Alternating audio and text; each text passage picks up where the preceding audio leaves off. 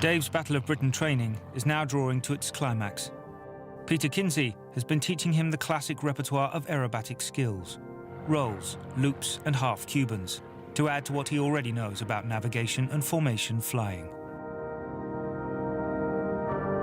In 1940, Dave's next home would have been an operational squadron, where, like those who went before him, he would have had to apply all he had learnt to stay alive in one of the most ferocious air battles in history. There remains only one last thing for our trainee Spitfire Ace to do: a graduation display demonstrating his newfound skills.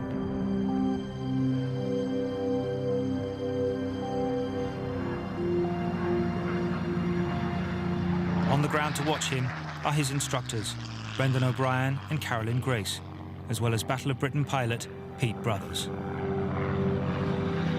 Wonderful sound.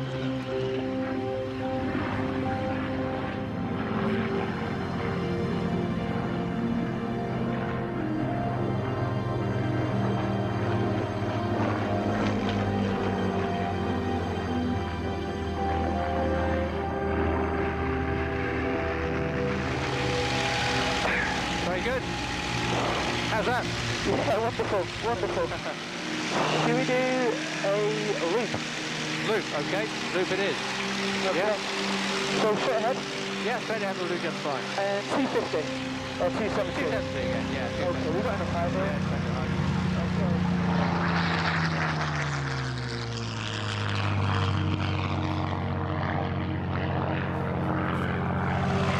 That's good. Very good. Okay. Excellent. Fantastic.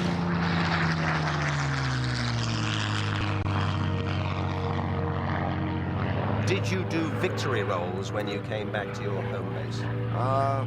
It was frowned upon. Initially, Initially. and then we stamped on it. Why? Too many people were whistling in. Yep. And you could have had battle damage, which Yes. you didn't know about. Yes.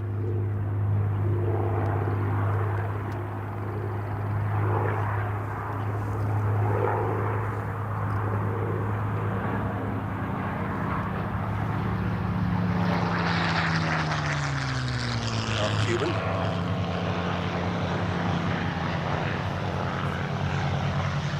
Dave's come a long way since he first climbed into a Tiger Moth. He has joined an exclusive club, pilots who have not only flown the Spitfire, but flown it close to its limits. He's been given a unique insight into at least one aspect of what training for the Battle of Britain would have been like. Well, Pete, that was amazing, that. Thank you very much. My pleasure. It's good fun, isn't it? Yeah. Nothing quite like it. Nothing quite like it. Now it is time to meet someone who did it for real. Hurricane and Spitfire pilot Pete Brothers, who shot down 8 enemy aircraft during the summer of 1940. You enjoyed it? Yeah, like nothing else. It was unbelievable. And now the crucial question. After 9 hours at the controls of a Spitfire, how would he cope with combat? How do you think I would survive? Yeah. If it was back there 50, 60 I, years ago, I honestly think I'd fly the aircraft. That wouldn't be a problem. you'd give it a good go. I'd give it my Yeah, very yes. best shot. I think Yeah, I'd do I think you would too. okay. It just, as long as he's 109, as long as nobody spotted me. That's the one. Yeah, it's the one you don't. Like all Battle of Britain pilots, Pete Brothers had a number of tricks of his own, designed to make himself harder to shoot down. So I always flew with a bit of rudder trim on. So if I was jumped, I wasn't going when the chap fired ahead, deflection. I wasn't going there. You wasn't. I very was straight. pointing there, but I was actually going there. How fast? So sort of slipping or skidding across the sky. Yes. How Just a extraordinary. little bit of trim, that's all. Really. Didn't affect your performance. The Extraordinary. only thing, you took it off before you fired, Yeah. otherwly you were pointing the Yes, wrong in the direction. wrong direction. Yes. But it meant that when you would jump, you didn't get hit. You'd see the stuff going past. Excellent. Now that must be the best way to see it.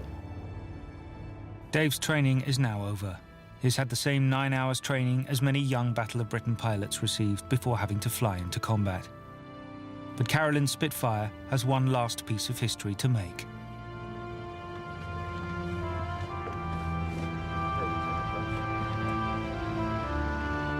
For the first time in over half a century, Peat brothers will once again take the controls of a World War II Spitfire.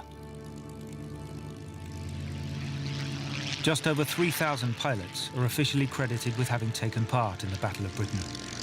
Some, like Peat brothers, survived and flew throughout the war.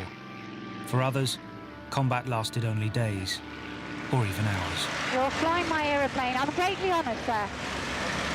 It feels just like they used to feel.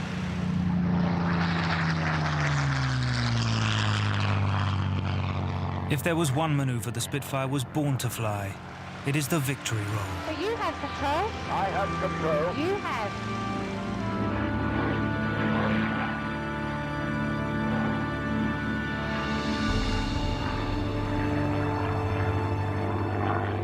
The Battle of Britain claimed nearly 3,000 Allied and German lives.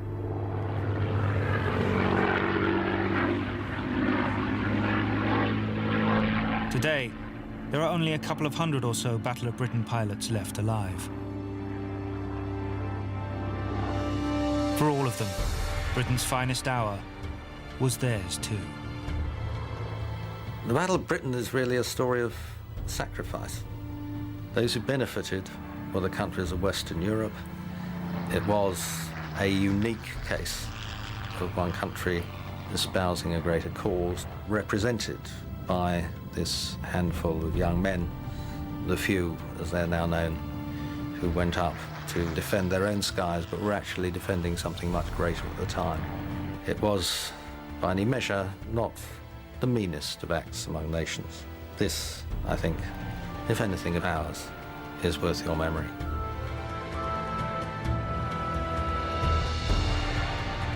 I heard the Merlin start up, and I thought, I'm going to have a look at this, and they plummeted off. You know, it was just like a scramble, really. I was back 60 years, 70 years, yeah. Full of ghosts, those aeroplanes were, my old mates. He said, you've had a rough time, haven't you? I said, no, I haven't had a rough time, no, wonderful time. He said, your nerves are completely shot away.